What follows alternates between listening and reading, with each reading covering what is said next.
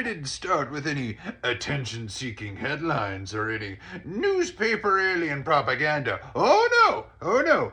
This story began with two terrified men whispering to each other behind closed doors, not realizing that they were being recorded. That's why I've always got my trusty hat with me.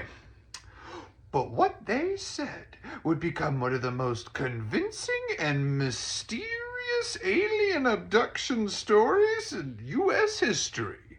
This is the Pascagoula incident. It's October 11th, 1973.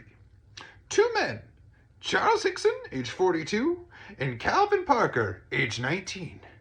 They're fishing off the pier in Pascagoula River, Mississippi. The sun is setting.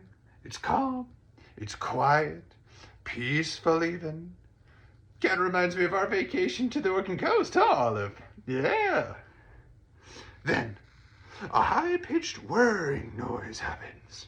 They turn to see glowing, egg-shaped craft descending silently over the water.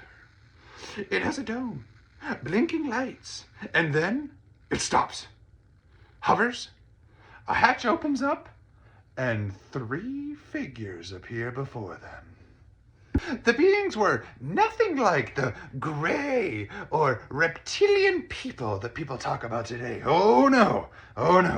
They were around 5 feet tall, no visible eyes, pointed ears, almost like elves. Claw-like hands, big, meaty claws. Big, meaty claws! And their legs never moved. They floated instead. Ooh. Charles said they moved robotically, like they weren't alive in the way that we would understand it. The creatures grabbed both men and levitated them into the craft. Not walked, not pulled, floated. Charles even remembers a device scanning his body like an X-ray machine. Calvin said he blacked out completely. And just an hour later, both men were dropped back onto the pier. They stumbled to the car, terrified, confused. They debated whether or not to even tell anyone, but finally went to the sheriff's office. They were so frightened of the entire ordeal. That, though, is when things got interesting.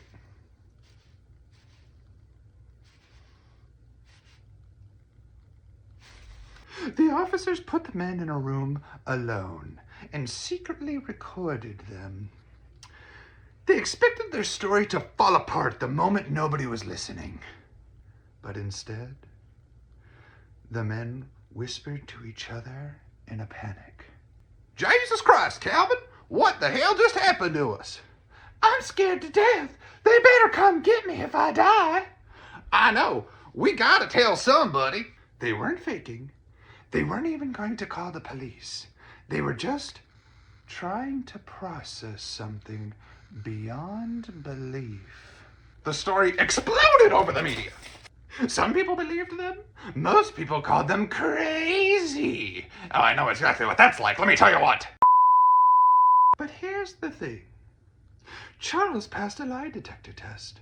Calvin, the more reserved one of the two, avoided the spotlight for decades. In fact, he didn't even want to talk about it until 45 years later. Both men were consistent for their entire lives. No money made, no books written until long after. Just quiet, traumatic recollection of the events that had transpired. Skeptics claim that it could have been sleep paralysis, or maybe even a mass hallucination. And of course they're just trying to write these two off.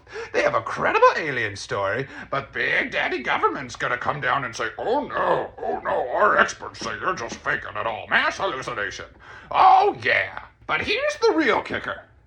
Multiple people in the area had reported strange lights in the sky that night. How about that, Big Daddy Government?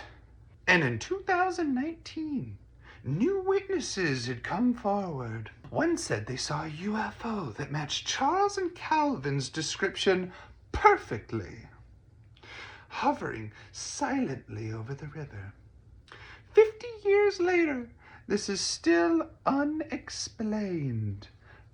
I'll tell you what, this is fully explained. Calvin and whoever the hell else they perfectly explain the story. The way it's still unexplained. No real motive. No fame to chase. Just two fishermen who wanted a quiet evening and came back changed forever.